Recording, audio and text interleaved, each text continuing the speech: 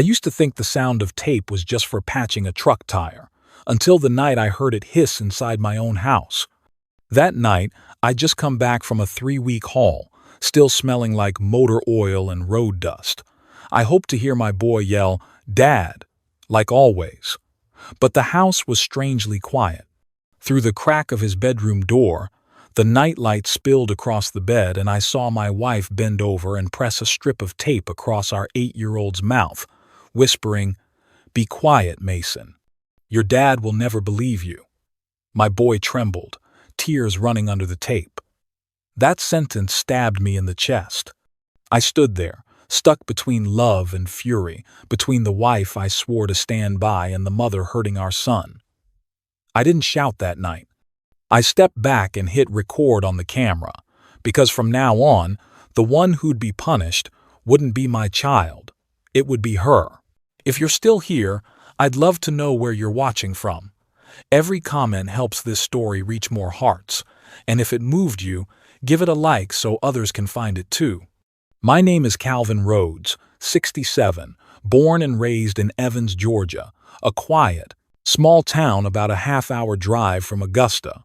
For more than 30 years, I've been a long-haul trucker, running loads coast to coast, hauling freight, hauling time, and hauling the loneliness of a man who's learned to take highway lights for stars. My wife is Denise Harper Rhodes, the woman who once made me believe I'd been blessed after a lifetime of hard work. She's smart, soft-spoken, well-liked by the neighbors. My son, Mason, 8 years old, is the pride of my life.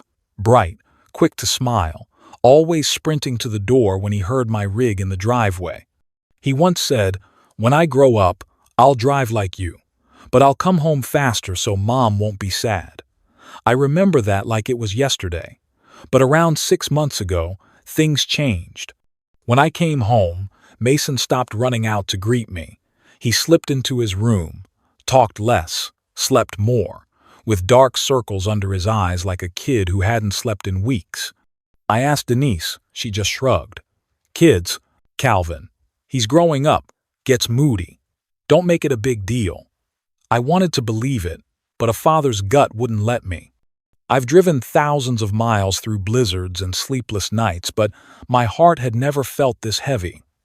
One afternoon, cleaning Mason's room, I found the old teddy bear I gave him for his 5th birthday. He used to carry that thing everywhere and named it Captain Brownie. Now it was under the bed, belly torn, stuffing out, with damp stains like someone had gripped it while crying. I touched it and felt like I was touching fear. I watched closer.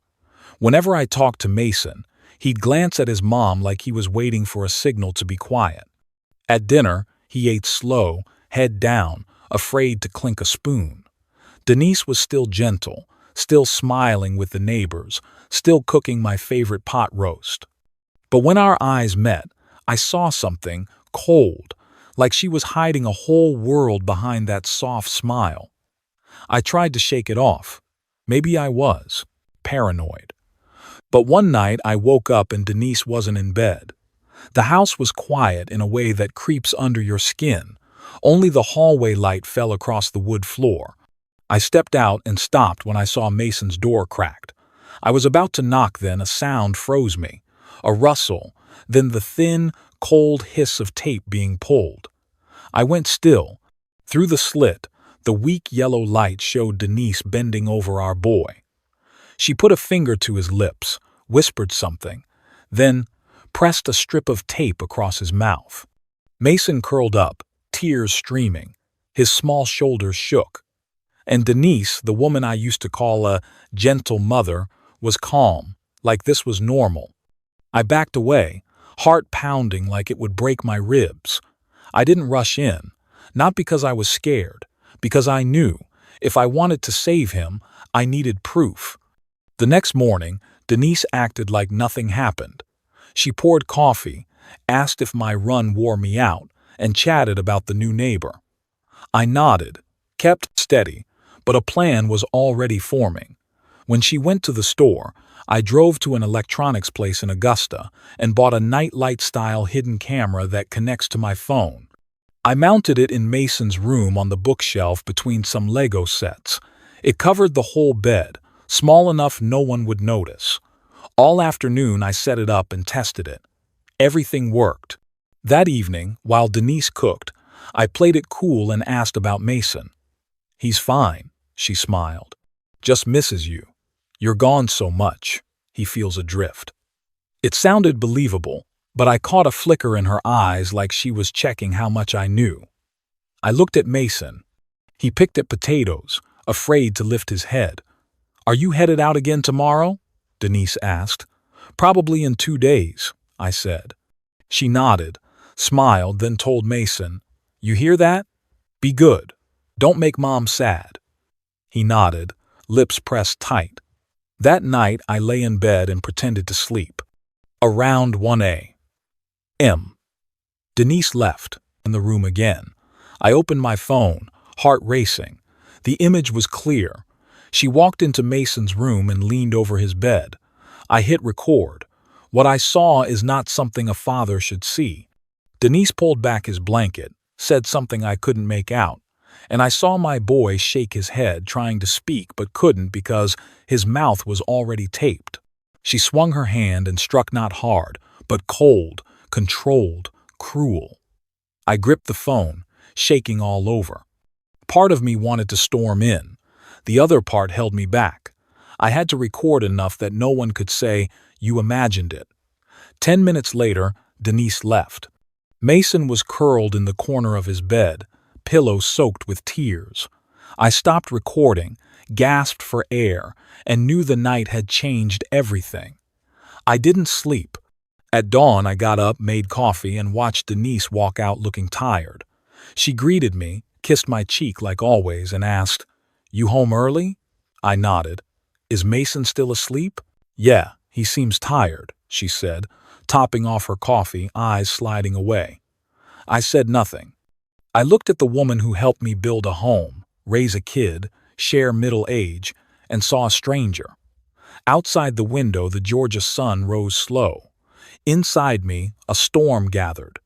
I knew, that night I'd review everything. And when I saw enough just one more time, I'd act. Not with rage, but with the law. Because, from that moment on, I knew if I stayed silent, I was an accomplice. I'd rather lose everything than let my son suffer one more night. The next morning, I was up early like usual. Denise was making coffee, hair tied back, face so calm I had to remind myself last night was real. I ate with her, nodded at every line, pretending to listen like an easygoing husband in a normal home. Every bite of eggs, every sip of coffee felt like a rock. "Are you headed out on a long run tonight?" Denise asked, light as small talk. "Yeah," I said, avoiding her eyes. "Customer in. Montgomery needs a rush load. I'll be gone a few days. Drive safe." She smiled the smile that once convinced me I had a happy family. Now it looked like a carefully glued mask. I left the house into a quiet morning, but instead of heading south, I took I-20 toward Augusta. The sky was hazy, cold air leaking through the window. I left the radio off. The engine filled the cab between heavy breaths. I needed a plan, not just a father's anger. I had to get Mason out safely before Denise suspected anything. I stopped at a gas station near Grovetown, bought a black coffee, and sat in the truck opening my contacts.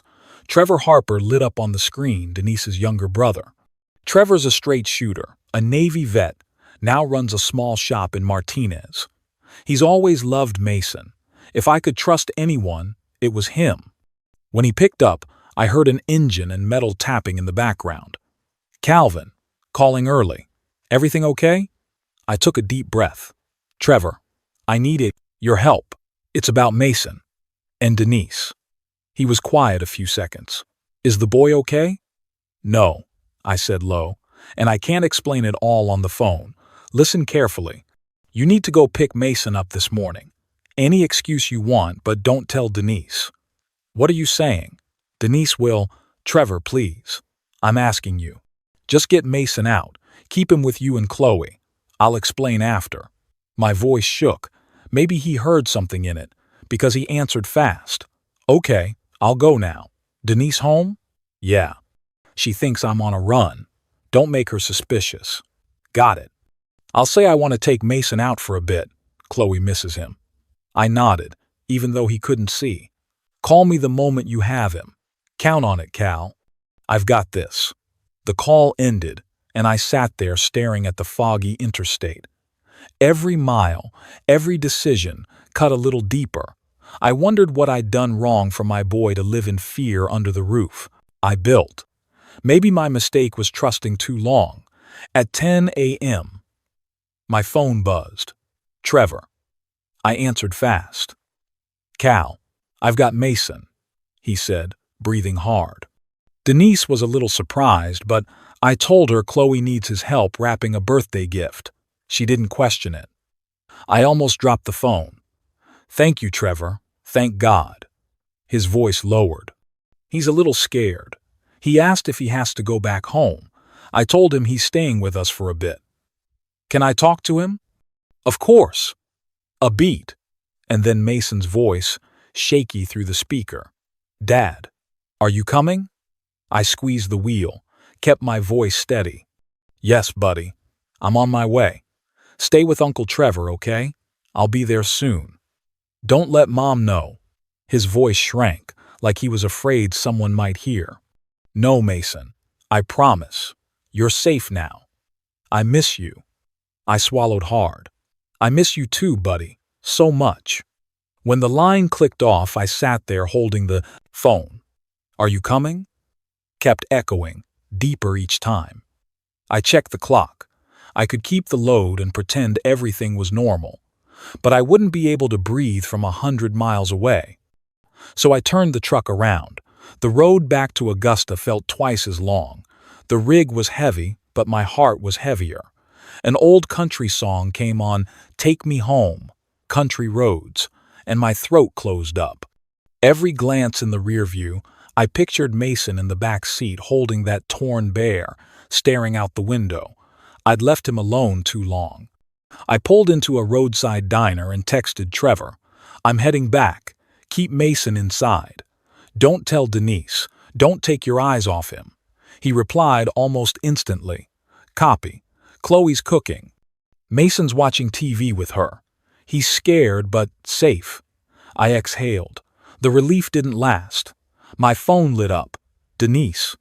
I stared at the screen, hesitating. I couldn't tip her off, but I also couldn't hear her voice without seeing. And last night, I finally answered. Calvin, where are you? Denise's voice was sharp under a fake layer of concern. I'm on the way to Montgomery. Why? Trevor came by and said he took Mason to help Chloe with something. He's not back yet. Do you know anything? I kept my breathing even. No. Did he say when he'd be back? No. Don't you think that's odd? Trevor never does anything without saying so. I think he just wants to give Mason a little time out. Chloe loves the kid. Silence on her end for a few seconds then. I'm just worried. Mason's been weak lately. I'm afraid he'll get worn out. I clenched the wheel. Don't worry. Trevor's got him. I'll check in when I stop. You make sure you do. I will. I hung up and took a long breath. She sensed something, but not enough. I had to move fast. I drove on, past rolling hills and bare oaks. February skies were gray, mist flecking the windshield. I flipped the wipers and counted miles in my head. Every time I thought of Mason, I saw last night the night light, the tape, Denise's cold hand. I wondered how it started. One angry night, a loss of control, or a cruel discipline she'd been hiding all along. Either way, I knew I couldn't forgive it.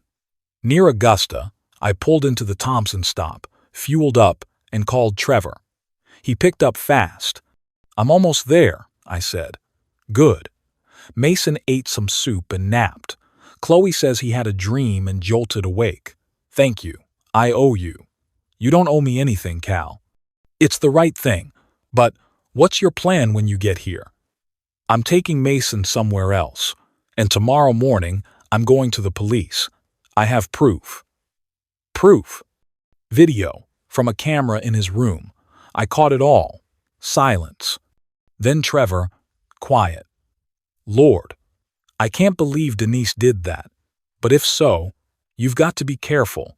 She won't take this lying down. I know. Want me to go with you? Not yet. Just keep Mason with you. One night. Tomorrow I'll handle it. I hung up, heavy. Outside, the rain let up and the sky turned a dark copper. I caught my reflection in the rear view, looked like I'd aged years overnight. I used to think time was the biggest thief. Now I know silence steals more. It stole my boy's childhood, his sleep, his laughter. I fired up the engine and headed for Martinez where Mason was waiting. Every rise and curve was a promise I kept repeating. I won't be silent again. Even if it costs the job, my name, everything, I will protect my son. Out there, the interstate ran on forever. Oncoming headlights brushed across my face in white streaks. I gripped the wheel, feeling the warmth of the phone in my pocket, the recordings I consider the soul of my legal plan. If I keep it safe, I know the law will be on my side. And in the wind, scratching at the window, I heard Mason's small voice again. Are you coming, Dad? I looked at the cold horizon, tightened my grip, and answered in silence. Dad's on his way, buddy, and this time I'm not leaving. When I turned onto Trevor Street, the sky was fading. Georgia's sunset threw a rusty red over the oaks. I parked by the white wooden house with a low fence. The door opened as I hit the steps. Mason's in the kitchen, Trevor said, his voice low. He's been asking for you nonstop. I nodded, couldn't speak. A few more steps and I'd be holding my boy, the kid I used to carry on my shoulders at 4th of July parades, now hiding from his own mother. When I walked into the kitchen, Mason ran and slammed into me. He hugged me so tight I had to squat down and wrap my arms around his small body. I felt his quick breaths, the held-back sobs. His hair smelled like soap and salty tears. Dad, was all he got out before he broke down. I rubbed his back. It's okay now, buddy. Dad's here. That warmth was both familiar and new. He was still light like the day I taught him to ride a bike, but his little body shook non-stop.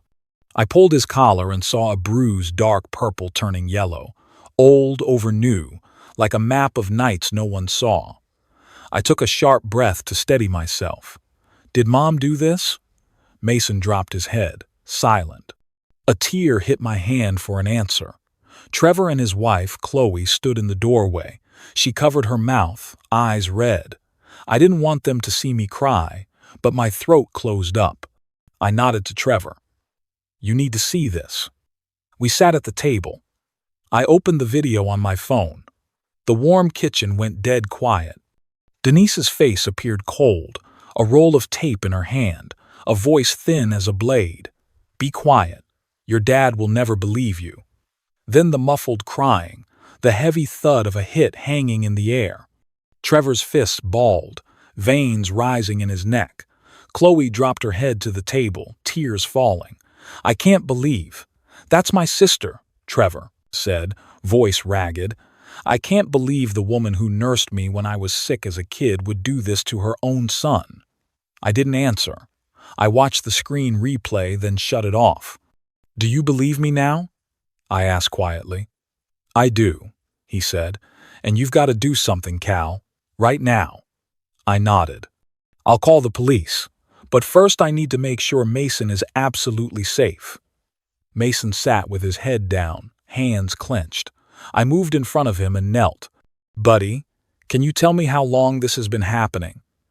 He looked up with swollen, red eyes, scared but hoping. A year, maybe a little more, he said softly. Since you started going farther. The Florida run? He nodded. Why didn't you tell me? I did. A few times, he whispered. But Mom said if you knew, she'd go to jail and you'd hate me for breaking up the family. It felt like the floor caved in. Denise didn't just hit him, she poisoned his mind, made him think silence was the only way to keep love. I hugged him tight, my voice shaking. No, buddy, none of this is your fault. You're the victim, not the problem. But, Mom said, don't let anyone tell you you deserve this. No one has the right to hurt you, not even Mom. He pressed his face into my shoulder and whispered, if she knows I told, she'll punish me worse. I eased him back to look him in the eyes. No, starting today, no one touches you. No one, I promise. Chloe came closer and put a hand on my shoulder. Calvin, I think you need to call the authorities now. Don't wait until tomorrow. She's right, Trevor said. You've got evidence and witnesses. Let the police handle it. I nodded, even as my insides reeled. I wanted to explode, to rush home and confront Denise. But I knew if I did, she'd deny it, play the wounded mom, and Mason could be dragged back into the nightmare. No, I'd let the law do its job. I grabbed my laptop from the truck, plugged my phone in, copied all the videos to a USB drive and uploaded them to the cloud. Every percent on the progress bar felt like measuring my heartbeat. I couldn't risk losing this. It was the key to justice. When it finished, I put the USB in my wallet next to an old photo of the three of us at Tybee Beach. In it, Denise was beaming, her arm around me, Mason in the middle, smiling brighter than the sun. Now that picture was just a reminder that a smile can hide anything. In the kitchen, Trevor made coffee and handed me a cup. You're worn out. Drink. I took a small sip. The warm bitterness steadied me. Trevor, I said, you know, I used to think Denise was the strongest person I'd met. She made it through family loss, helped me rebuild from almost nothing. Maybe too much pain turned her into the very thing she feared. Trevor was quiet.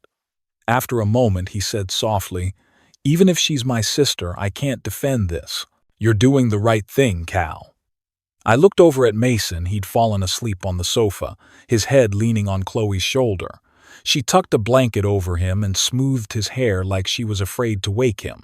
I listened to his soft, steady breathing and realized this might be his first peaceful sleep in months. I stepped out onto the porch.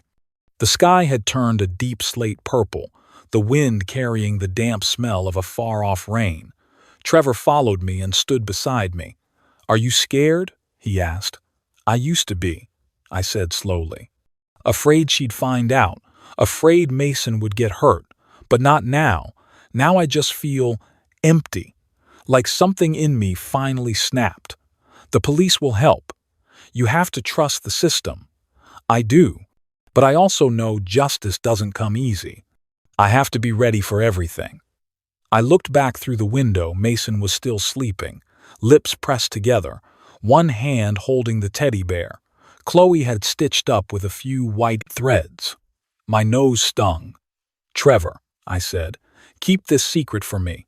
Don't let Denise know Mason is here. If she finds out, everything blows up. Don't worry, Trevor said. She won't find him. Chloe and I will watch him.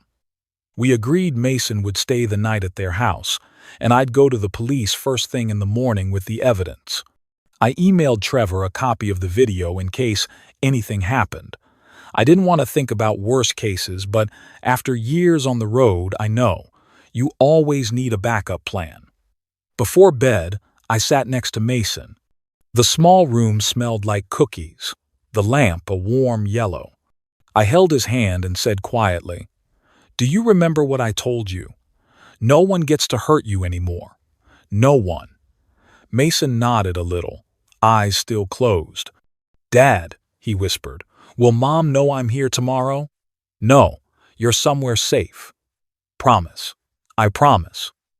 I sat there holding his hand until it was nearly midnight. Every tick of the clock sounded like a promise in my chest. No more nights like that. No more hissing tape. No more fear. Trevor's small house was silent, just the wind in the trees. I knew I was standing at the edge of a fight, not just with Denise, but with all the years I'd missed. But that night, in someone else's kitchen, with my arms around my boy, I understood. I'd won back the most important thing, my son's trust in his father. The next morning, just as the sun cleared the oak branches outside the window, I was already awake. I'd slept less than an hour. Every time I looked at Mason, I thought about the video on the small USB in my wallet.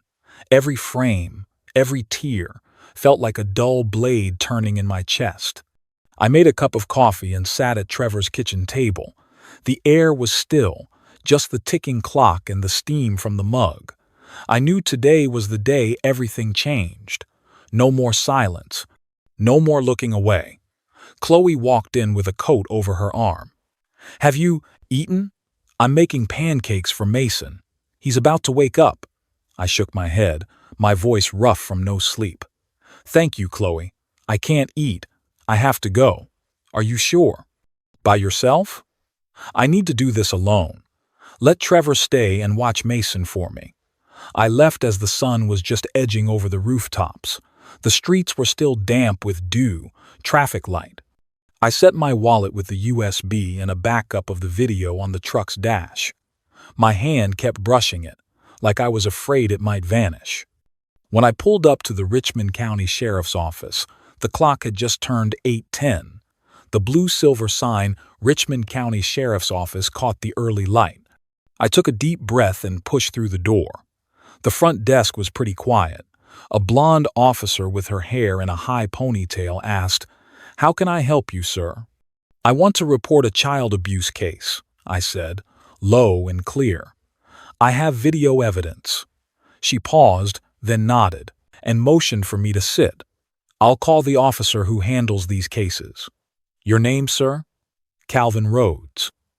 10 minutes later, a solidly built woman in her 40s came out.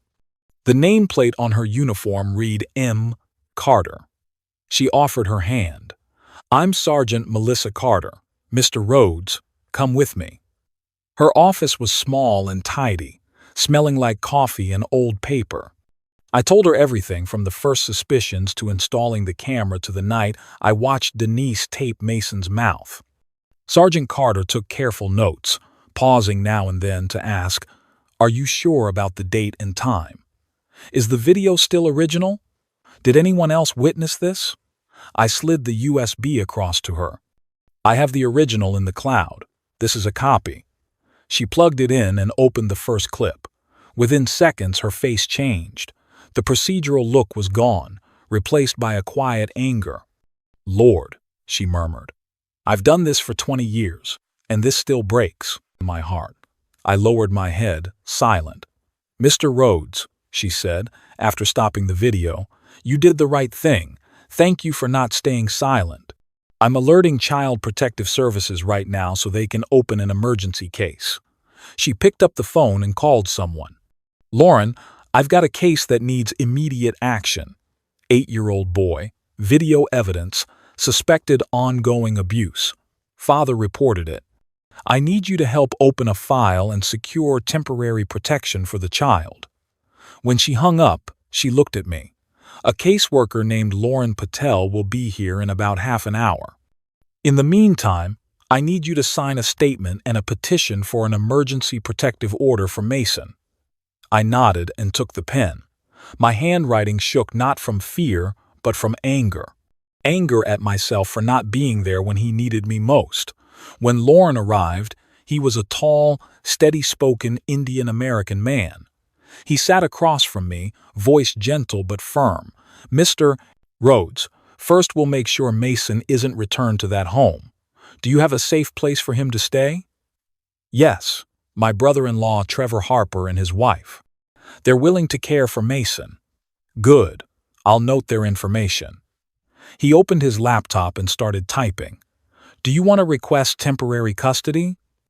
"I do," I answered immediately. "My son needs his father, not a stopgap." Lauren nodded. "All right. I'll help you file for temporary custody along with a no-contact order against his mother." He handed me a stack of forms and walked me through each section.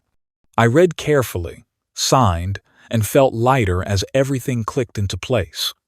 Around 11, we went to the Richmond County Family Court. Sergeant Carter came along to submit the evidence. We filed everything: the video copies, my statement, Trevor's witness confirmation, and CPS's initial report. The on-duty judge, Nancy Hollister, around 50, hair shot with gray, reviewed the documents quickly. She looked at me and asked, "Mr. Rhodes, do you fear for your son's safety if his mother learns about this?" "Absolutely," I said without hesitation. "She's threatened and abused him multiple times.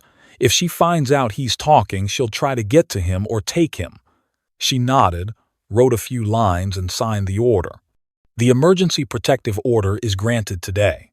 The court prohibits Miss Denise Harper Rhodes from contacting, approaching, or being within 100 yards of her son, Mason Rhodes. Temporary custody is granted to you until further order of the court." I took the order. My hand still trembled.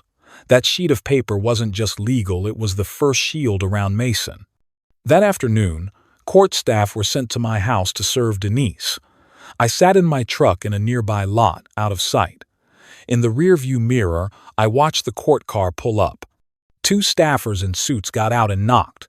Denise opened the mine door, hair messy, still in pajamas. As they read the order, she froze, then started yelling, face flushed red. Less than 5 minutes later, my phone lit up non-stop. I knew it was her. I hesitated, then answered. "Calvin, what is this? You reported me? You sent the court to my house like I'm a criminal?" I kept my voice even. "Mason is safe. I'm not going to argue. Lawyers and the court will handle everything." "You're ruining me," she screamed. "You will regret this, Calvin Rhodes." "Maybe," I said slowly. "But at least I won't have to listen to my son cry every night." I hung up. I knew those words weren't just for Denise. They were for anyone who'd stayed silent like I did. We all have a night when we have to speak the truth, to save someone or ourselves. If any part of this made your chest tighten, say it out loud in the comments. It's not just sharing, it might be how you light a lamp for someone still lost in the dark. My hands shook, but I felt lighter. I looked out. The sun had finally broken through, stripes of light sliding across the windshield. I knew the fight was just beginning, but at least I'd taken the first step. That night I went back to Trevor's. Mason had eaten dinner and was in blue pajamas with little dinosaurs. He ran to me and wrapped around my legs. "Are you staying here, Dad?" "Tonight I am," I said, stroking his hair. "I promise, I'm not going anywhere." Trevor handed me a hot cup of tea. "How'd it go?" "Good. The court signed the order. Denise is barred from contact." He let out a breath. "Thank God. At least Mason can rest." That night, Mason slept in the living room, right next to the sofa where I lay. The soft lamplight washed over his face. The face I hadn't noticed had grown thinner these last months. I listened to his even breathing, and for the first time in a long time, I heard real silence. No hissing tape, no strangled sobs, just the simple quiet of a child who's safe. I opened a notebook and wrote the first lines. The 12th of February 2024. Mason is protected. The no contact order is in effect. I will document every day so no one can say I made this up. I will raise my son with the clarity I should have had from the start. I closed the notebook and looked out the window. Georgia night lay still outside. But inside me, a fire had started, the fire of a father who won't be silent, ready to fight to the end for his only child's peace. I never thought I'd have to start over at 67. But maybe everyone, at any age, needs to move out of rotting walls, not just because of wind and rain, but because of memories that turned into a prison. 3 days after the court issued the order, I drove back to our old place in Evans, not to see Denise, but to pack my and Mason's things. The court sent 2 staffers with me. They waited at the gate to make sure nothing got in the way. The house looked the same, except the yard was quiet and the window curtains Denise loved were pulled tight. I opened the door and stepped in. The air was cold, her familiar perfume still hanging there. Every footstep on the wood floor echoed like it came from another life. Mason's room was so bare it choked me up. The little bed was made, but there was a dent in the wall where he used to hide his scribbles. I took each sketch, folded it, and slipped it into my pocket. In the living room, I saw the family photo on the shelf, the three of us at a park when Mason was 6. I looked at Denise's smile, the one that once made me believe I'd chosen right. Now I wasn't sure anymore. I grabbed some clothes, a few keepsakes of Mason's, some photos, then locked the door. When it clicked shut, I knew I'd closed a chapter. I rented a small 2-bedroom in Somerville, about a 10-minute drive from Mason's school in Trevor's place. The building was old but clean, with a little balcony looking over a patch of grass. I chose it for one simple reason. Mason could see his school from his bedroom window. On moving day, Trevor hauled boxes and Chloe made Mason's bed. When we finished, I stood in the doorway looking into my boy's room, a small bed, a desk, and a poster of his favorite baseball team. Simple, but peaceful. "Thank you," I said. "I think this will be a new start." Trevor smiled. "You've earned that peace, Cal."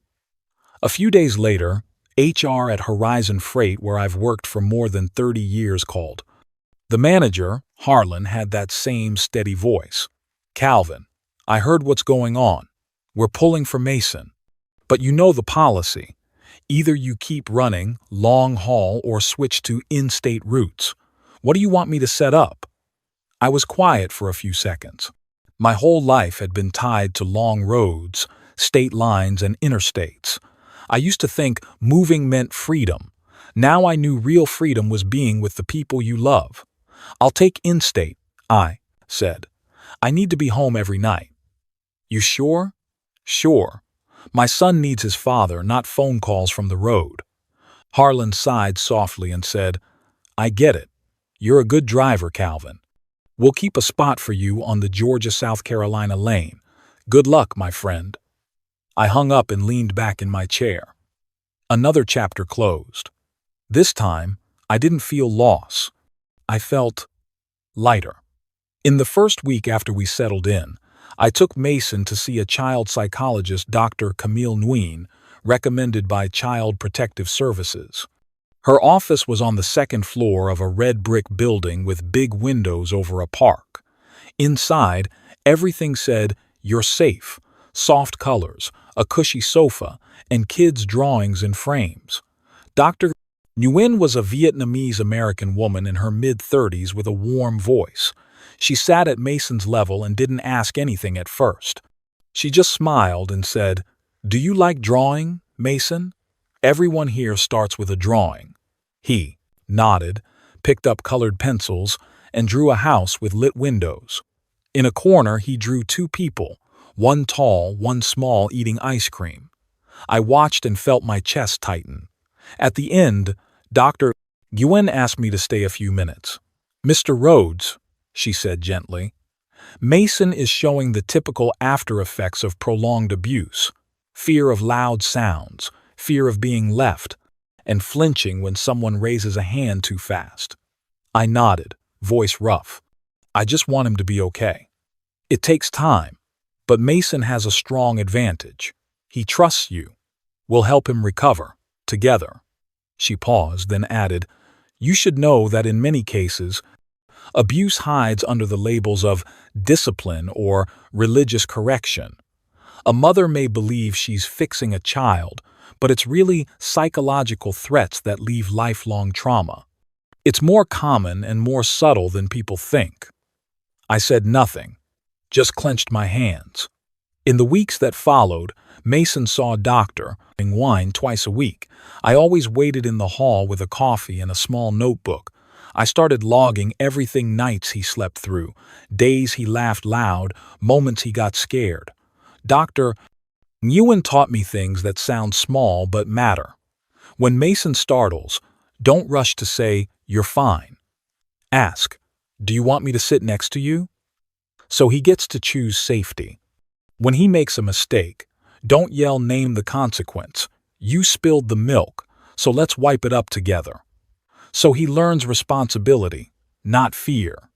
Before bed, have him tell one good thing today, no matter how small, because repeating the good helps the painful memories fade. I did each thing, patient like a man, relearning to walk. And amazingly, Mason opened up. He talked more, laughed more, even teased me about how dry my scrambled eggs are. We made a little ritual after each session. On the way home, we'd stop at the park ice cream stand and get his favorite vanilla with pecans. We'd sit on a bench and watch sparrows peck at crumbs. "Dad," Mason said once, "isn't it funny how cold ice cream can feel warm?" I smiled. "That's the taste of freedom, buddy." He looked at me, eyes lit like sunlight after rain. Time passed, and I realized my presence was the best medicine Mason could get. Not new toys, not big promises, just me there every night, reading to him, listening to school stories. One night he asked, "Dad, can I be a doctor like Miss Camille someday?" I smiled. "If you want to help people feel less scared, you'll do it." He nodded hard. "I want people not to cry like me." I turned away and fussed with the curtain so he wouldn't see my eyes sting. Then one day, while I was helping Mason with math, my phone lit up. The screen showed Denise Harper Rhodes. I hesitated, then remembered the lawyer's advice. Don't communicate directly. Everything goes through legal channels. I declined the call. A few minutes later, an email landed in my inbox. I opened it. The first line read, "Calvin, I know I was wrong. Please give me a chance to see Mason. I need forgiveness to go on with my life." I read it all and didn't reply. I forwarded it to my lawyer and shut the laptop. I wasn't angry anymore, and I didn't pity her either. I just felt empty.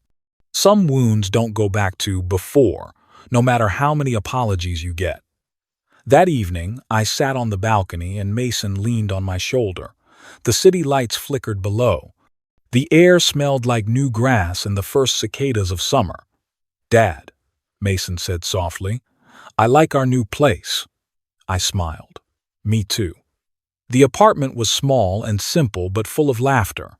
I knew I hadn't finished the legal fight yet, but at least I'd won back my life by moving out of the old house and into a new one. I thought things would calm down after the protective order. But Denise isn't someone who lets go easily. 3 weeks after Mason started to settle, I got a notice from Richmond County Family Court.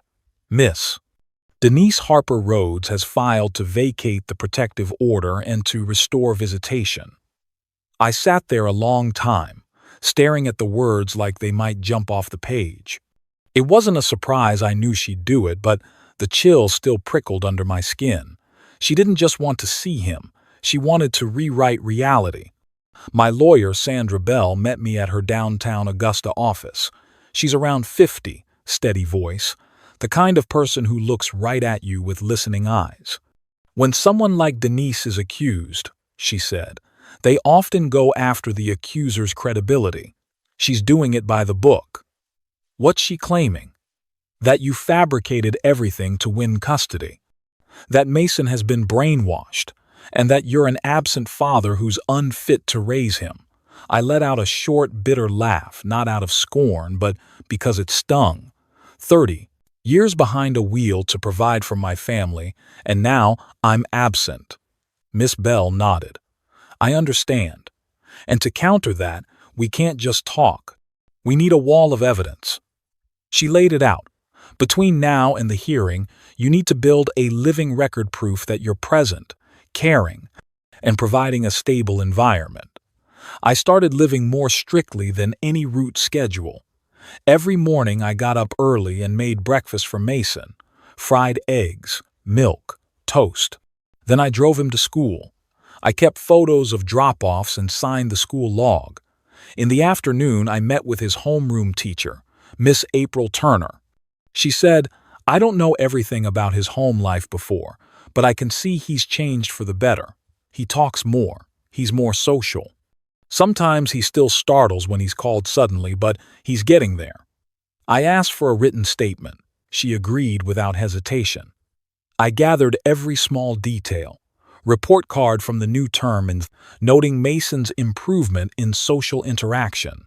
Therapy schedule with Dr. Nguyen, with signed confirmations. Certificate of participation in the Gracewood Church Kids program, where Mason plays ukulele every Sunday. Each document, each photo, each line of confirmation I filed neatly into a thick folder labeled in red marker, Protection, Mason. At the same time, Denise started lining up character witnesses. Her attorney sent a list: 3 neighbors, 2 parents from school, and 1 music teacher, each claiming they had never seen signs of abuse. I wasn't angry. They only knew the surface, Denise smiling, bringing baked goods to church events, speaking sweetly. They never heard the nights behind closed doors, the hiss of tape, the whispered threats. I told my lawyer, I don't need to tear them down, I just need the truth to stand. Dr. Camille Nguyen helped me prepare a 15-page expert report. She detailed the therapy history, recovery progress, trauma responses, and direct causes. The conclusion was clear and firm. Any contact at this time between the patient, Mason Rhodes, and his biological mother carries a high risk of re-traumatization, prolonging panic episodes and self-blame. She set the report in front of me. I know these words are heavy, but you need them. Mason needs protection from having his pain erased by apologies that haven't become repentance. I squeezed her hand lightly. Thank you, Camille. Without you, I wouldn't know where to begin. She smiled. You started in the right place with a father's love.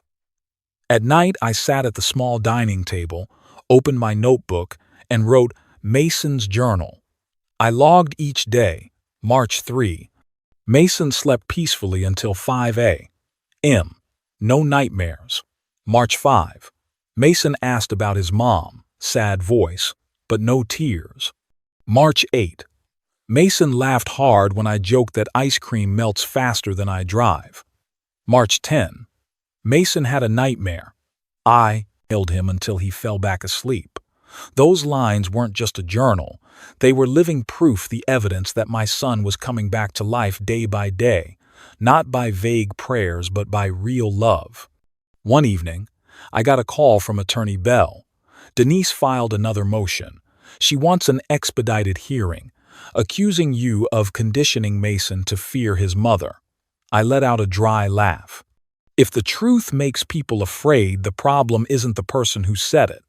Miss Bell said, I know. Don't worry. I've submitted supplemental evidence, and Trevor has agreed to testify. Hearing my brother-in-law's name made me pause. Trevor is Denise's brother. Choosing my side means facing his own family. Is he sure? Very sure, Miss Bell said. He's filed a statement. I, Trevor Harper, confirm I viewed the original video provided by my brother-in-law and personally observed the injuries on my nephew Mason. I sat silent, heavy. In the darkest days, some people still choose what's right even if it means turning away from blood ties.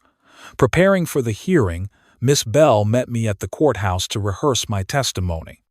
She warned me, Denise will try to box you in as an irresponsible father.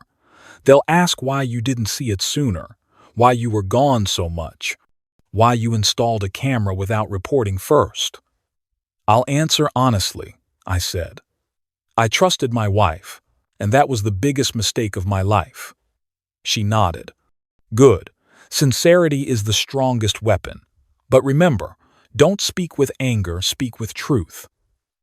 Meanwhile, Denise started showing up in public as a wrongly separated mother.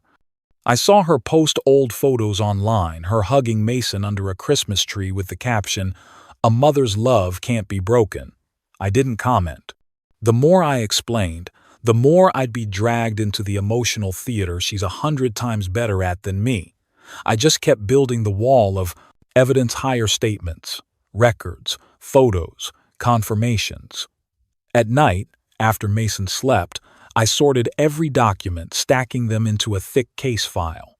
Under the yellow desk lamp, each sheet felt like a brick laid on the wall, not a wall to shut people out, a wall to protect my child.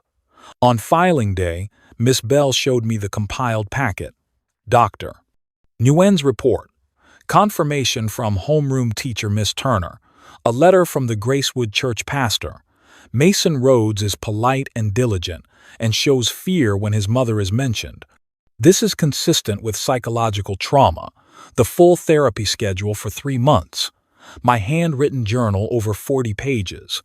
The original video plus 3 digital backups. Miss Bell closed the file and looked at me. You've done well, Calvin. Your wall of evidence is strong enough to protect your son from every lie. I nodded, feeling lighter, but not exactly calm. I knew the upcoming hearing wouldn't just be a legal battle, it would be the final test of conscience. The night before court, Trevor stopped by. He brought a paper bag with Mason's favorite cookies. He keeps asking when Uncle Trevor is testifying, he said with a sad smile. I told him tomorrow, I answered. He was quiet for a moment, then said, Cal, I've never testified in court, but if they ask, I'll say it plain. I saw evil in my own family, and I couldn't stay quiet. I clapped his shoulder. Thank you, Trevor. You did what many people wouldn't dare. We sat on the balcony, watching city lights ripple in our cold beers. I just hope, Trevor said softly, that when this is over, Mason believes grown-ups can still do the right thing. I hope so too. The night breeze moved across the porch, carrying the smell of spring wildflowers. In that moment, I felt my wall of evidence wasn't just built from paper but from real people with hearts that still choose what's right. That morning, Augusta's sky was unusually clear.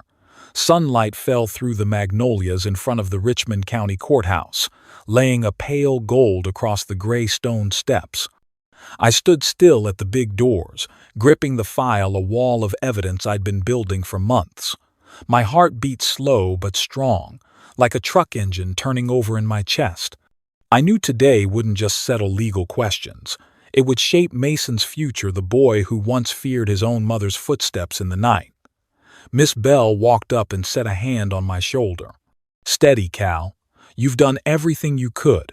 Now let the truth speak. I nodded slightly. I just worry he'll have to remember what he wants to forget. Don't. Mason won't face his mother directly. A child forensic interviewer will present his statement. We passed through the glass doors, where a polished brass plate read, Courtroom 3, Judge Randall Pierce. The courtroom was small and quiet. By rule to protect minors, only involved parties could attend. Me, Denise, both attorneys, Dr. Nguyen, Trevor, and 3 court staff. No spectators, no press, just the truth and silence. Judge Randall Pierce, a man around 60 with neatly cut silver hair, sat at the high bench. He nodded to us before opening. We're here to determine the validity of the protective order, temporary custody, and visitation conditions. I expect absolute respect in all statement. This is not a place for emotion but for justice. Denise sat at the other table in a pale blue dress, hands clenched around a tissue. She didn't look at me, only bowed her head like a mother wronged. I knew that look, the look that could make the world believe she was gentle, if they hadn't seen the darkness inside that house. The first presentation belonged to the respondent, Denise Harper Rhodes. Her gray-templed attorney stood, voice smooth. Your Honor, my client is a loving mother, a devoted woman. She admits to firm discipline, but all born of love and biblical teaching. Whoever spares the rod hates their child. The abuses was distorted by a father absent for most of the child's life. Denise lifted her head, eyes wet. I only wanted Mason to grow in faith, she said, voice trembling. I never hurt my son. I taped his mouth only to stop the screaming at night, so neighbors wouldn't misunderstand. I hit lightly, like many parents do. She glanced at me, abandoned his family for years and came back with a camera and lies. Silence filled the room. Only the judge's papers rustled. I saw Miss Bell give me the smallest nod, stay calm. Our turn. Miss Bell rose and slowly set a USB on the table. Your Honor, instead of argument, we'll let the truth speak. The clerk plugged it in and brought it up on the big screen. The room glowed with the cold blue of the video. The hiss of tape ripping through the night was crystal clear. Denise's voice was small but chilling. "Be quiet. Your dad will never believe you." Then Mason's muffled sobs, the slap of a sandal, and a long stretch of silence, the silence of a child swallowing his cry. Denise burst into tears, hand over her mouth, shaking her head. "No, that's not real. Someone edited it." Judge Pierce tapped the gavel lightly. "Order." He turned to me. "Mr. Rhodes, who recorded this?" "I did, Your Honor. A camera installed in my son's nightlight after I suspected something was wrong. The video was auto-backed up to my account and authenticated by a technician." "Noted," the judge said, his expression cooling. After the video, the court presented Mason's statement read by the child interviewer. Her voice was soft and even, without emotion. Mason Rhodes, 8 years old, states that his mother often came into his room late at night when his father was away. She taped his mouth because he talked too much or bothered God. She said if he told his father, she wouldn't love him anymore. Each sentence cut into me. I saw Denise fold over, hands gripping the chair. I wanted to run to my son and tell him I was listening, but I had to stay put until the whole truth was spoken. The interviewer finished and filed the transcript with the court. Next came Dr. Camille Nguyen. In a gray suit, her voice steady and warm. "Your Honor, I've treated Mason Rhodes for 6 months. He presents with post-traumatic stress symptoms typical of prolonged threats. Taping a child's mouth, striking him at night, and invoking religious discipline are sophisticated forms of abuse that harm both body and moral trust. If exposed to the perpetrator now, he is at high risk of renewed panic episodes, sleep disturbance, and social withdrawal. I recommend maintaining the no-contact order for at least 12 months. The judge nodded. "Thank you, doctor." Then Trevor, Denise's brother. He took the stand, voice tight but clear. "I'm Trevor Harper. I watched the video. I've seen my sister lose her temper. I've seen bruises on Mason's back. I didn't want to believe it, but I couldn't stay quiet. I love my sister, but I love the truth more. I choose my nephew." Denise snapped. "You betrayed me." The judge rapped the gavel.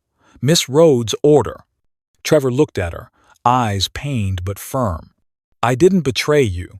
I just won't call fear discipline."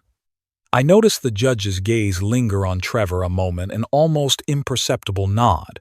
The kind you give someone who told the hard truth. Finally, I was called. I took a breath. My hands shook a little. "Mr. Rhodes," the judge asked, "do you admit you were absent for much of Mason's upbringing?" "Yes, Your Honor. I've been long haul for 30 years. I drove across states to provide for my family. I thought bringing home money was enough. I was wrong." I paused, then spoke slowly. "But from the day I learned my son was being hurt, I changed completely. I left long haul, took in-state routes so I could be home every night. I attend therapy with him and log each day of his recovery. I'm not a perfect father, but I am a present father now. Miss Bell placed our exhibits, school confirmations, medical reports, therapy logs, church participation, my journal. I added only, my son has lived in fear long enough. I don't want any court to make him call the source of that fear Mom again, not until she truly understands what love is." The room went utterly still. Judge Pierce sat in thought, fingers interlaced. When he spoke, his voice was rough but clear. "The court has reviewed the evidence, testimony, and expert reports. What we have here is not only unlawful behavior, but a betrayal of the most basic duty of a parent. The existing protective order remains in force. Temporary custody stays with Mr. Calvin Rhodes until further order of the court. Miss Denise Harper Rhodes is suspended from visitation unless and until she completes a court-ordered psychological evaluation and mandatory treatment program. This hearing is adjourned." The gavel struck 3 dry knocks, but to me, the sound of release. As I stepped into the hall, Trevor was waiting. He hugged me and said quietly, "You did it." I just nodded. I had no words. Farther down, Denise sat hunched, shoulders shaking. I didn't stare. Not out of hate, just knowing some things now belonged to time and justice.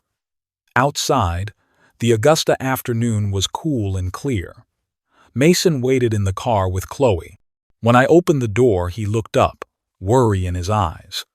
"Dad, are we going to our new home for good?" I smiled softly and pulled him in. "Yeah, buddy. Let's go home." On the drive back, Mason leaned against the window, head on my shoulder, eyes drifting shut in peace. And I realized sometimes a child's silence is the strongest voice for justice if someone is brave enough to listen. After court, I learned life doesn't end with rulings. It goes on, just with a different rhythm, slower, deeper, and calmer. In the first days after temporary custody was confirmed, Mason and I lived in the little Somerville apartment, where morning sun filtered through beige curtains and the street noise mixed with the bell from a nearby church. The new life began with the simplest things. Every morning I got up 15 minutes before Mason. I made coffee for me, warm milk for him, fried a few slices of bacon and some eggs, then woke him by playing soft jazz, "Fly Me to the Moon," his favorite. He'd shuffle out, hair a mess, eyes sleepy but smiling. "Dad, you burned the bacon a little again." I'd fake shock. "Burnt is delicious. Who taught you to insult your in-house chef?" After breakfast, I took him to school. Then I started my day on in-state routes, short hauls around Georgia and South Carolina, just half a day. No more 3-week stretches away. Now I was home every afternoon, right when the school bell rang. In the afternoons, we hit the park. Mason loved soccer. I played goalie, a gray-haired old man with creaky knees but quick reflexes from dodging falling freight. His laughter carried in the wind. His cleats thumped the ball in a happy rhythm. And honestly, I never knew happiness could be this simple. At night, after dinner, Mason picked the book. Sometimes The Little Prince, sometimes a science book about space. I read beside him, voice slow and warm. He'd yawn and lean on my shoulder. Sleep came as light as breath. At first he still had nightmares, not many, but enough to wake me. I learned not to soothe with, "You're fine, forget it," but to sit, hold his hand and let him name the fear. "I dreamed, Mom, grab the tape," he whispered. I answered, "There's no tape here. You're in your room. I'm sitting right beside you. Do you hear the fan?" He nodded and took deep breaths, just like Dr. Nguyen taught. I breathed with him. His heartbeat slowed. And then one night, he slept straight through. In the morning, he said quietly, "I didn't dream about anything." I smiled and tears just came. I started hanging photos of us in the living room. One at the park, one at the ice cream stand, one on the soccer field. I told Mason, "Every picture is a happy memory. We'll hang so many that the sad ones run out of space." He nodded, a small but certain smile. I also added small safeguards, not out of fear of anyone breaking in, but so he'd feel secure. I swapped in thicker curtains, put a door chime that rings a little hello each time it opens, and installed a door camera not to catch anyone, but so Mason knows everything here is out in the open. No secrets in the dark anymore. One evening over pizza, Mason asked, "Dad, why do you say sorry to me so much?" I set my slice down and looked him in the eyes. "Because I was slow to understand, Mason. I thought working hard meant loving you. Turns out real love is being there when you need me. From now on, I'm here. No more hiding behind a steering wheel." He sat quiet, then grinned. "Okay, then, I forgive you." Light words, but, to me, it felt like a sentence erased. Dr. Nguyen suggested a wordless therapy buddy, a pet to help steady emotions. We went to the rescue shelter, rows of dogs waiting for homes. Mason chose a golden-coated one named Duke, about 2 years old. gentle in a way that felt like he already knew. From day one, Duke lay with his head on Mason's legs, like he understood exactly what the boy needed. At night, Mason slept with a hand on Duke's back. If he stirred, Duke leaned in closer, like a living blanket. From then on, the nightmares came less and less, and then were gone. I joked. Looks like I should give Duke a raise. He's doing half of Dr. Nguyen's job. Mason burst out laughing. Duke doesn't take money, but he likes sausages. We both cracked up again. One morning, Miss Turner emailed, "Mason is adjusting very well. He's joined the school soccer team. Thank you, Mr. Rhodes, for always being present." I reread being present. Turns out what I used to underestimate showing up is the foundation of healing. That afternoon, when Mason jogged onto the field in his new uniform, I sat in the bleachers with a cup of coffee. Kids laughed, the ball rolled, and in that sound I recognized the miracle. The hiss of tape in my memory had been drowned out by cheers. On Friday nights, I practiced peach cobbler, something I'd promised Mason we'd have every weekend. The first try burned. The second was dry. But the third time, ripe peach aroma filled the apartment. The crust turned golden and crisp, and cinnamon warmed the air. Mason sat at the counter, Duke at his feet. When I brought the pan out, he shouted, "Dad, you're better than the lady at the market." I laughed, served 2 plates, and said, "Every Friday night, peach cobbler, a cartoon, and no sad talk. Deal?" "Deal." He slapped my hand, eyes bright. Life settled into that gentle rhythm. I still kept the journal, but the pages had more smiles than tears. I marked the small milestones. Mason walking Duke by himself for the first time. His first goal, a laugh without covering his mouth like before. One night while I was watching TV, there was a knock.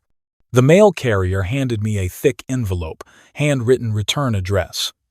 Denise Harper Rhodes. I sat for a long time before opening it. Her handwriting was the same, neat and rounded.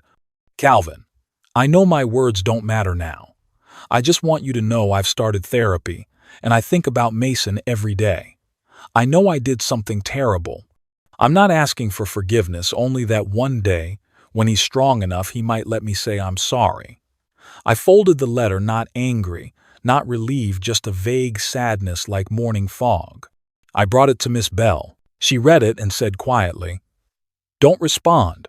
She needs time and Mason needs distance. Keep the no-contact order in place until the experts say it's safe." That night, Mason and I ate peach cobbler like every Friday. Duke rested his head on my son's legs, snoring softly. Mason asked, "Dad, if Mom changes, can we see her?"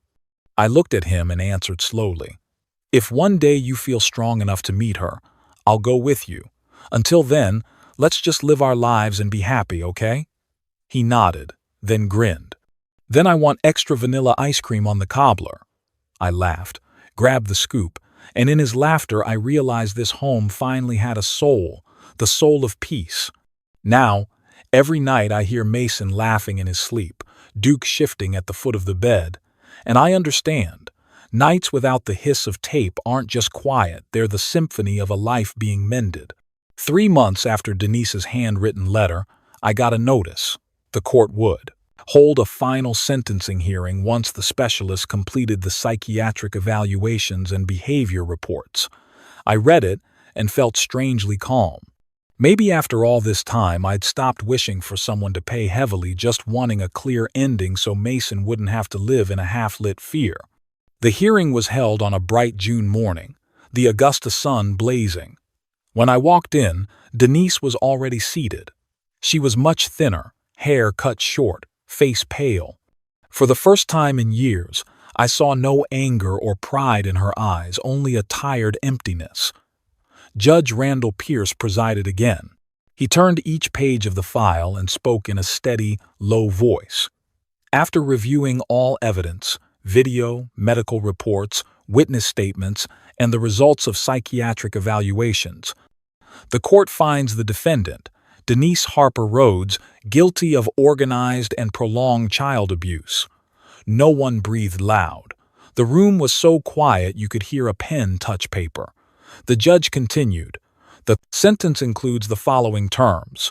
The defendant must complete 18 months of community service, mandatory psychiatric treatment with periodic evaluations under medical supervision, full loss of custody and decision-making rights regarding the child, to be reconsidered only after at least 3 consecutive years of stable treatment. Any contact with Mason Rhodes may occur only if Mason and the treatment team consent in writing, with a specialist present to supervise. Denise bowed her head. The judge's voice slowed. This is not only a sentence for conduct, but a warning to all adults that love cannot be an excuse for harm. Court adjourned. The gavel struck 3 times, then silence. Denise lifted her eyes to me. No challenge left. Only fatigue. Her lips moved like she wanted to say something, but I didn't respond. I'd learned some apologies don't need to be heard, they need to be lived. A few weeks later, Denise appealed, claiming the video was edited and her mental state wasn't fairly evaluated. The appellate court reviewed and quickly denied it. Experts verified the clip's authenticity and confirmed the clinical reports were consistent. Deliberate behavior, not due to pathology, carried out in full awareness. I heard the news without joy or sadness. The sentence wasn't about me winning. It was proof that what Mason endured wasn't imagined. Life settled. Mason is 9 now, taller, stronger, and braver. He no longer fears knocks at the door or the sound of sandals on the floor. He's learned to notice when anxiety rises. Pause. Breathe. Name the feeling.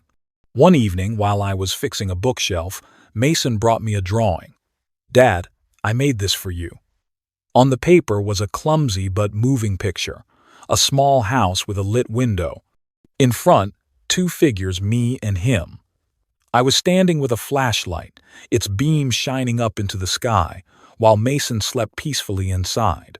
Under the drawing, he wrote in uneven letters, "Dad is the gatekeeper of my dreams." I held the paper and couldn't speak. All my life I dreamed of being called a home builder, a long-haul driver, a provider, but the simplest title I needed had only those 4 words. Around that time, Horizon Freight opened a position for in-state logistics management route coordination. Harlan, my old manager, called, "Calvin, we need someone with real-world experience who understands people. No more driving, just overseeing routes and drivers." "Interested?" I chuckled. "I am, but I need to be home before 8 p.m. to read to my kid." He laughed. "Then we share the same priority." I signed the contract the next week. On my first day, I wore a blue shirt and the tie Mason picked out. He said, "Dad, you look like a superhero going to work in the city." I told him, "Even superheroes have a quitting time." In the afternoon, as I left the office, the sunset stretched along I-20, the road where I once missed Mason's childhood. Now I drive it every day, but the loneliness is gone.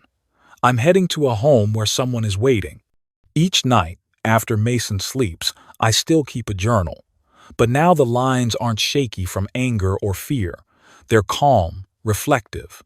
I write about our journey, those sleepless nights, the hiss of tape, and the redemption of showing up. One day, I told Dr. Nguyen, I wanted to write our story publicly, not for revenge, but to help other parents see sooner. She nodded. "Write it, Calvin. Many people need to hear it. Not everyone can turn pain into testimony, but you can." I smiled, feeling less like a survivor and more like someone reborn. One autumn evening, while we ate peach cobbler as usual, Mason suddenly asked, "Dad, if Mom truly apologizes, could we talk to her again?" The question silenced me. I looked at him, his eyes were clear and calm, no fear left. I set my spoon down and spoke gently. "Son, everyone has a right to change, but there are boundaries we must keep so our hearts don't get hurt again. If one day you feel ready, I'll be there. And if not, then silence can be a kind of forgiveness too. Mason nodded, thought for a moment, then smiled. Then let's finish the ice cream. I smiled back. Some answers don't need to be long, just spoken with peace. That night, while clearing the table, I looked around our small apartment. Photos of us on the wall, Duke curled under the table, soft light spilling over a kitchen corner still scented with baked apples. Outside, insects chirped the kind of sound I once thought meaningless, now a sign of a healthy life. I opened a new notebook and wrote the first line of the next chapter of my life. My name is Calvin Rhodes, 67 years old, a father who lost his family on the road and found it again on a night full of the hiss of tape. If you're reading this and feel like it's too late to make it right, please believe me, it's never too late to start again. I closed the notebook and blew out the light. Mason slept soundly in his room, breathing evenly. I stood in the doorway, looking in through the faint strip of light, filled with a feeling both painful and beautiful. Pain for what I'd once lost, beauty for what I'd won back. I knew that from now on, whatever storms came, there would always be a boundary that couldn't be crossed, a boundary built of love and awareness. And inside that boundary, we finally had a real home. When I began rewriting my story, I meant it for me and Mason only a way to close the old chapter, to remind myself not to forget the costly lesson. But sometimes what you write finds its way to other hearts. One late October evening, an email popped up from the Augusta Single Parents Club. The sender was Linda Morrison, a woman around 40 who coordinates the group. She wrote, "We read your piece about your journey with your son. Many parents were moved. They had sensed something was wrong with their child but didn't know where to start. If you're willing, we'd like to invite you to our monthly meeting to share about subtle signs of abuse in children." I read the letter over and over. 10 years on the road, I'd talked to every kind of person, mechanics, diner workers, container drivers, but I'd never felt confident speaking about my own pain. Yet now people wanted me to share it as lived experience. I thought it over for a night. In the morning, while Mason ate breakfast, I asked, "Do you think I should tell our story to others?" He looked up with peach jam on his lip and said simply, "If it can save someone like me, then yes, Dad." I smiled. Sometimes kids understand the core of courage better than adults. The meeting was at the Evans Community Library. The second-floor room was small, but every seat was taken. Over 30 people came. Single moms, single dads, a few grandparents raising grandkids because their own children couldn't. I sat in front of them, hands still shaking. Linda gave a short intro and invited me up. I began with something light, like telling an ordinary life story. My name is Calvin Rhodes, 67. I once thought the worst pain of my life was losing my wife, but it turned out to be the day I discovered the person I trusted had hurt the child I love most. The room went silent. I gave a brief account from suspicion to installing a camera to the night I saw the truth. I didn't use harsh words, just told what happened, in the steady tone of someone who'd come through the storm. When I mentioned placing a disguise camera in the nightlight, a woman in the front row burst into tears. She tried to hold it back but couldn't. I paused, and Linda put a hand on her shoulder. Afterward, the woman came to me, voice shaking. "Mr. Calvin, I installed a camera in my daughter's room after hearing your story in last week's local paper. Last night I found my ex hit her while I was out. She's 7. Without you, I'd still think she was just too sensitive. My child has been saved." I stood there stunned, not proud, shocked. I realized the story I once wanted to bury had become a lifeline for someone else. From that day, I started a list I called the red flags, small signs that can be alarms. I read them to the group at the next meeting, one clear line at a time. Dark circles that keep returning, especially after weekends away from home. Fear of the dark or strong reactions to ordinary sounds. Avoiding mom or a stepfather, finding excuses not to be alone with them. hiding scraps of paper, objects, or stuffed animals that look injured, saying odd things. I have a secret. I'm not allowed to tell anyone.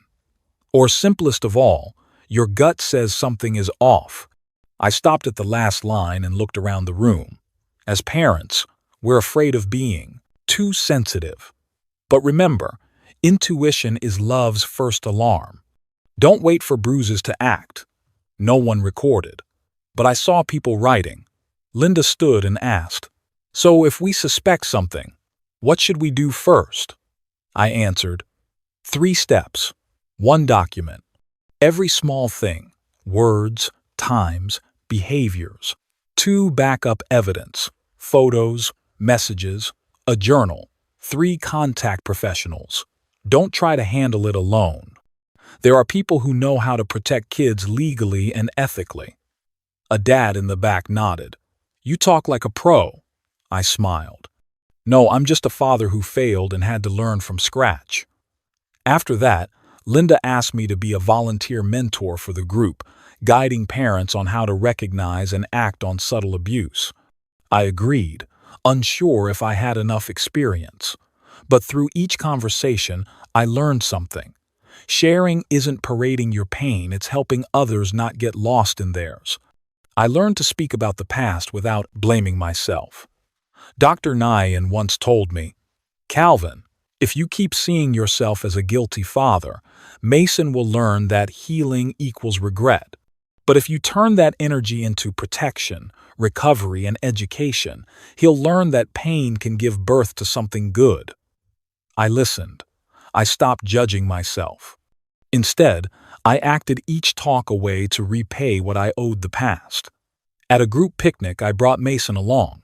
We set up tents by Clark's Hill Lake, where the water and sky mirrored each other. At day's end, Linda handed out blank pages. Today, write a letter to your fear. Put down what haunts you most, then burn it as permission to move on. I meant to write something to Denise, but then I looked at Mason. He was writing intently, brow furrowed. After a while, he folded the paper and handed it to me. It held just 1 sentence. I'm not afraid of the night anymore. I choked up. We walked to the fire. Mason dropped the letter in. The paper curled flame, caught, and it turned to ash. The wind lifted it into the sunset. I squeezed his hand. He looked at me and smiled.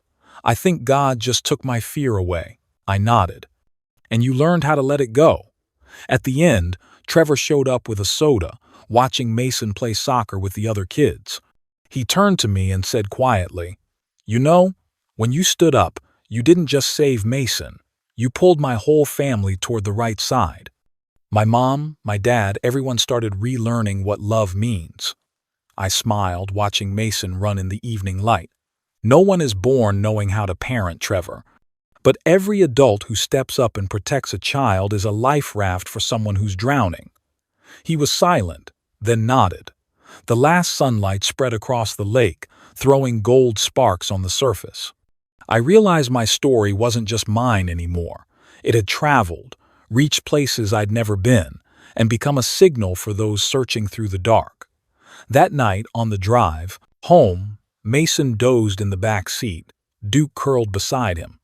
In the rear view, I saw my son's peaceful face, streetlights sliding past in long streaks. I spoke softly, like a promise to myself. I'll keep telling it, buddy. If our story can save even one child, then every wound we ever had was worth it. A light wind slipped through the window. Mason's even breathing blended with the engine's hum. I drove through the night with an easy heart. No more hiss of tape. No more threats, just a new rhythm, where telling becomes a lifeline and love becomes the light that leads the way. 2 years have passed since the court's gavel fell, and I've learned time doesn't just heal, it teaches you to live slower and to be grateful for each calm breath. Mason is 10 now. He's nearly up to my shoulder, slim but quick. Soft brown hair falls over his forehead, and his eyes are so clear that sometimes I wonder how that much darkness ever left him. Mason's therapy is down to once a week. Doctor, Nguyen says he's exceeded expectations, steady sleep, nightmares less than once a month, and when triggers come like the sound of tape being pulled or a harsh voice, he just shudders a little and breathes. He's taking charge of his fear, she says, something many adults haven't learned. I just nodded. A father doesn't need big achievements only to see his child safe in his own mind. Our life now has the rhythm of a soft song. In the morning, I drive Mason to school, then head to the logistics center. When I get home, Duke dashes to the door and barks a short hello. Mason is usually in the backyard with the hose, watering the tomatoes, mint, and cilantro we planted together. The garden was Mason's idea. One April day, he said, "Dad, I want to grow something so I can see it grow up like me." So we went to the hardware store, bought seed packets, rich soil, and a few white pots. I showed him how to loosen the dirt, how to press each seed just a fingertip deep. Mason set each one down like he was keeping a secret. Now the garden is lush. Every afternoon we water it, Duke trotting behind, sometimes circling the tomato rows. Mason said, "Dad, I think peace smells like wet soil and mint leaves." I laughed. And add the smell of apple pie. Apple pie, the dessert I learned last year, has become our home's little emblem. On weekends, the apartment fills with apples, butter, and cinnamon. Mason helps peel, talking about school, how he was picked to captain the team, how the kids call him Little Captain because he's the youngest and trains the hardest. "Do you yell like a coach?" I teased. "No, I only yell when we win," he said, grinning, with one front tooth missing. School sent the term report steady grades, especially in science and PE. His teacher wrote, "Mason shows leadership and teamwork. He often encourages classmates when they make mistakes." Reading that warmed me through. A kid once made to believe he was a burden is now the one lifting others up. I've kept my office job at Horizon Freight, no more long hauls. Every afternoon I head straight home, and every time I open the door I hear Mason's laughter or Duke's bark. Once, I paused on the threshold just to listen. There was something in that sound that tightened my throat.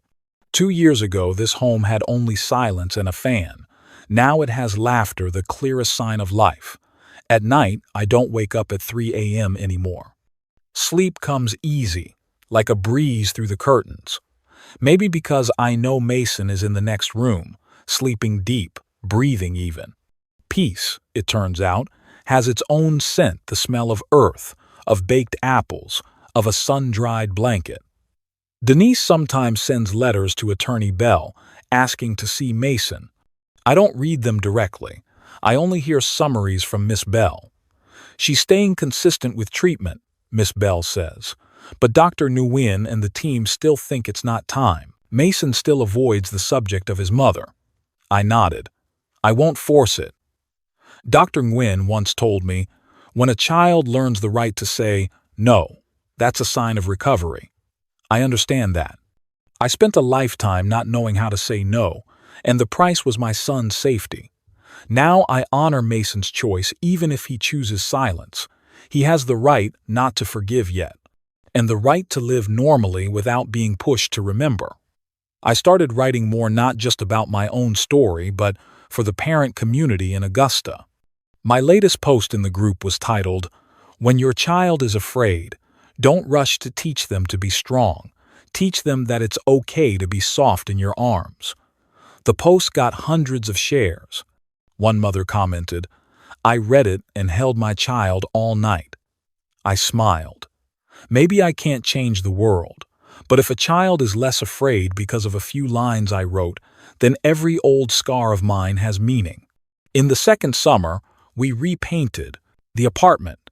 Mason picked a light yellow for the living room. I chose beige for the hallway.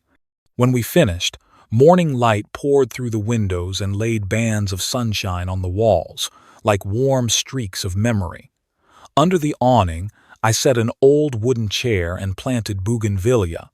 Each afternoon, when the breeze came, petals drifted down and covered the steps. Mason said, Our house looks like a movie, doesn't it, Dad? I laughed. Every movie needs a happy ending, son.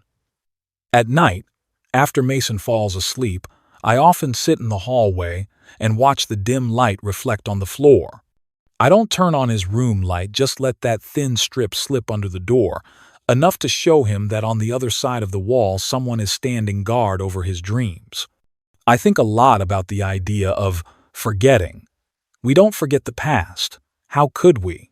When it burned itself in like a hot iron. But it doesn't control us anymore. Fear has become a lesson, pain, a lamp for someone else's road. Sometimes I ask myself, if I hadn't installed that camera, if I'd kept believing maybe Denise is just strict, where would Mason be now? I don't dare imagine. Then I remember what Dr. Nguyen told me, Calvin, don't live forever in what-ifs. You did the right thing, and you keep doing the right thing every day when you choose love with a clear head. I smiled. Maybe that's what rebirth really is, not going back to what was, but moving forward, carrying the wound as part of your strength. On the last night of fall, with Duke curled at my feet and Mason smiling in his sleep, I looked up at the awning outside the window. Moonlight washed over the tomato pots and the mint patch. I took a deep breath and felt so calm I didn't need a prayer. 2 years ago, we were begging for just one night without tears. Now we have a sunlit porch, a living room full of laughter, and a future sprouting like those tomatoes. And I know, if someone asks me what happiness is, I'll point to the room where Mason sleeps and say, happiness is no longer being afraid to wake at 3 a.m. I used to think the thing that saved my son was the disguised camera in the nightlight. But looking back after 2 years, I know this. The camera was just a tool, courage was the key. If I hadn't trusted my own instincts that night, if I'd kept lulling myself with everything's fine, I might have lost Mason, not his body, but his spirit. Some children still live, still go to school, still smile, but the light in their eyes has long gone out. I wouldn't let my son become one of them. So to the moms and dads working far from home like I once did, trust your parental instincts. If something makes you uneasy, watch not just with your eyes but with your heart.